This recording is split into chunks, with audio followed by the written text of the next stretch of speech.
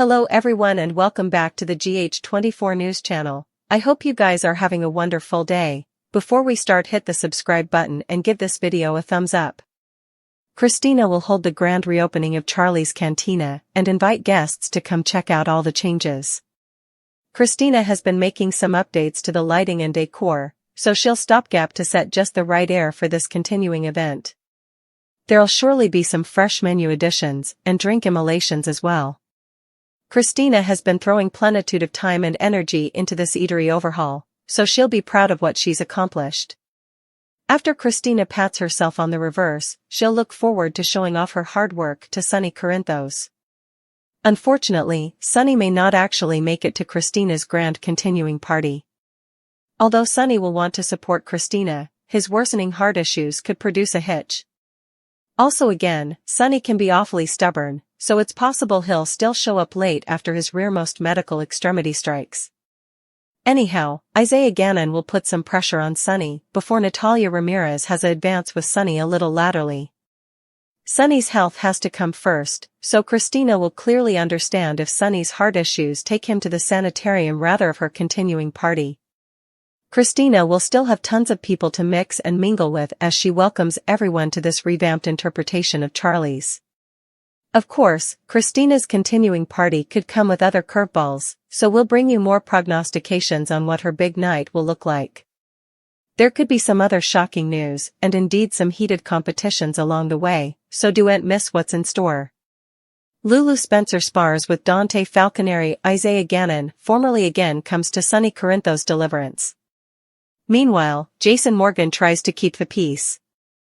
Keep reading and let's talk about what's coming up in the coming occasion of the ABC Cleaner pieces. While Sunny ended up being okay, Isaiah advised him about his cardiac condition. While Sunny was trying to come up with an exit strategy, Michael Corinthos Burns took precedence. Sunny still doesn't know who targeted him. Still, Sunny knows from experience that they won't stop until he's dead or his adversaries are excluded. Back to Isaiah, he formally again pushes Sunny. That's connected to Natalia Ramirez chancing Sunny unconscious on the bottom. Natalia rushes up to Sunny and tries to wake him. Sunny lives through the week, but his symptoms are getting much worse. Over with Kristina, she's hosting their opening of Charlie's. While Kristina is apprehensive of Michael's injuries, she also can't fluently register this type of event. Sunny promised Kristina that he'd be there, also he collapsed laterally. So, while Sunny presumably will show up, could there be an extremity during the event? Lulu will disaccord formally again with Dante. It seems that these two are colliding a lot, which makes sense considering the situation and history. Lulu took Tracy Quartermain's side before the arrest. At that time, Tracy wouldn't delve. And Lulu took her side. Still, Dante might bring up what nothing additional seems to be considering the kiddies. Lucky and Liz gain some sapience. Will they eventually find some kind of substantiation or indication to prove Cyrus Renaud is the sanitarium killer? Lucky and Kristina partake a toast. Lucky and Kristina are teaming up. Isaiah goes out with Jordan Ashford. Felicia Scorpio warns Sasha Gilmore Corbin. Damian Spinelli questions Cody Bell. Plus, Jason offers a concession to a stupefied Willow Tate Corinthos and Drew Kane Quartermain. Meanwhile, Natalia finds and unconscious Sunny. Lucky Spencer and Kristina Corinthos Davis are a winning platoon. Brick makes kittenish commentary, and Jason Morgan hopes to achieve a satisfying concession. Lucky and Kristina are hosting the reopening of Charlie's Cantina, and from all accounts, it seems to be a flourishing success. Lucky, who's lately taken on the job of bartender, tells Kristina when a Spencer and a Corinthos platoon up, Kristina finishes his judgment, you simply can't lose. The old days when their fathers were involved in Luke's Blues Club together must be on their minds, and in its day it was a huge mega hit. Numerous notorious bands at that time came to play at the club, and Mike Corbin was a maitre d' there for part of the time. It's like a new morning for Kristina especially, and in some ways, it's a new morning for Lucky too. Brick also shows up at Charlie's, and heads straight over to Jordan Ashford's table, and asks if this seat is taken. Jordan smiles, it's been a while since Brick was in city, and indeed longer since they'd been on a date. But now there's a complication and a choice for Jordan, who's been getting close to Isaiah Gannon.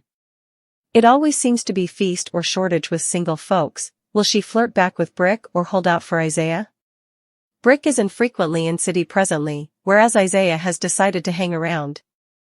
Away, Felicia Scorpio gives some sound advice to Sasha Corbin, prompting her to do with caution.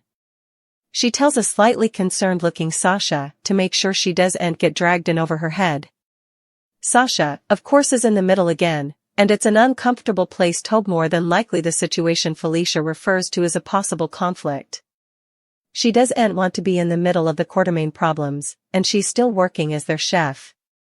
Right now, there's a war over Wiley and Amelia Corinthos, and she's got her own baby to worry about. She doesn't need to get dragged in. Lulu Spencer isn't really the counsel a jug Tracy Quartermain needs, but she's giving her some good advice.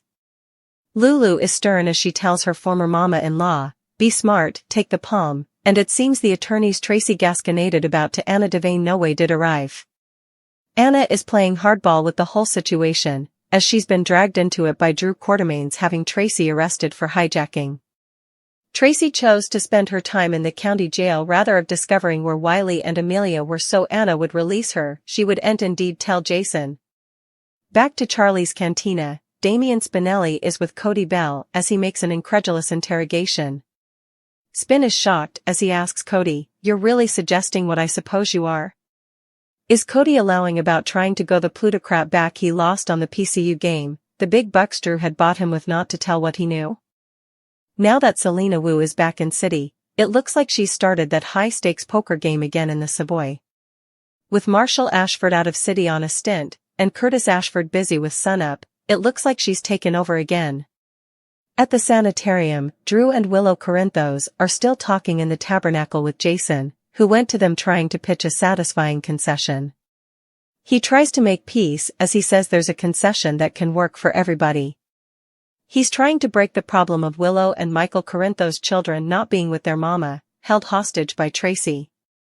Michael didn't indeed get to say farewell to them, and they were missing him, not that they maybe could have handled seeing their pater burned so poorly.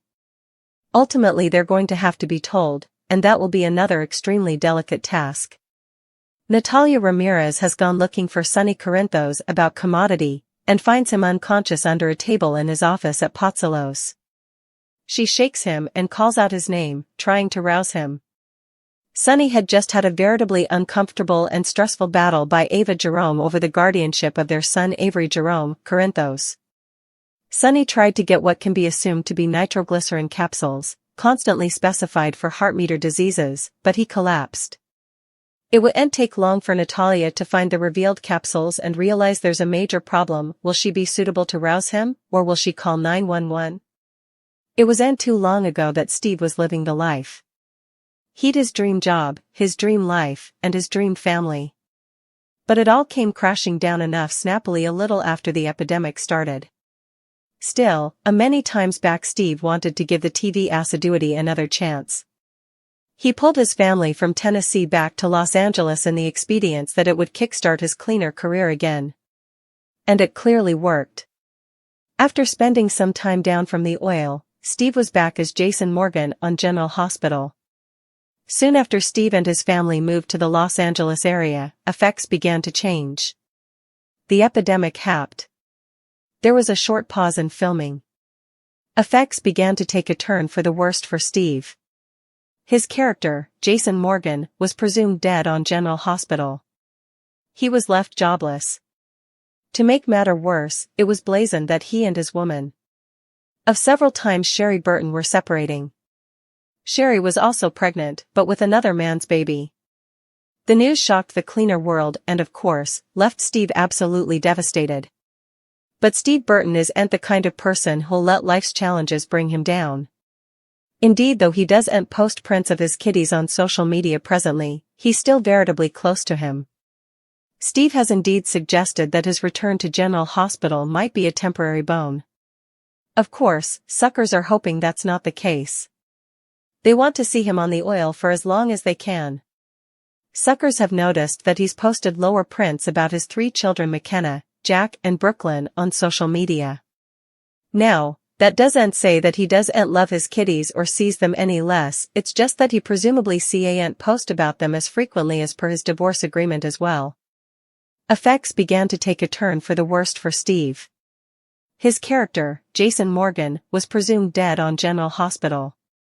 He was left jobless. To make matter worse, it was blazoned that he and his woman of several times Sherry Burton were separating. Sherry was also pregnant, but with another man's baby. The news shocked the cleaner world and of course, left Steve absolutely devastated. But Steve Burton isn't the kind of person who'll let life's challenges bring him down. Indeed, though he doesn't post prints of his kitties on social media presently, he's still veritably close to him. Steve has indeed suggested that his return to General Hospital might be a temporary bone. Of course, suckers are hoping that's not the case. They want to see him on the oil for as long as they can. Suckers have noticed that he's posted lower prints about his 3 children McKenna, Jack and Brooklyn on social media. Now, that doesn't say that he doesn't love his kitties or sees them any less, it's just that he presumably can't post about them as frequently as per his divorce agreement as well.